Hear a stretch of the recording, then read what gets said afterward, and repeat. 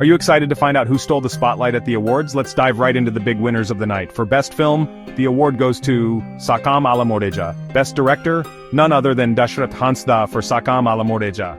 Best Story Writer also goes to Sakam Alamoreja, with the talented Mansingh Manji. Now, Best Actress is Tini Hansda for her stellar performance in Sakam Alamoreja. For Best Actor, we have Priyo Hembram from Jonom Jonom. Rani Devgam from Jonom Jonom takes Best Supporting Actress, while Deepak Bari, also from Jonom Jonom, wins Best Supporting Actor. Best Character Actress goes to Anjali Tudu, and Best Character Actor to Pankaj Murmu. In Music and Singing, Best Music Director is DJ Bro and Satyaram for Obla Mane. Best Male Singer is Nelson Tudu, and Best Female Singer is Purnima Soren, both for Sari Katha. Best Lyricist, Sanjay Soren for Sari Katha.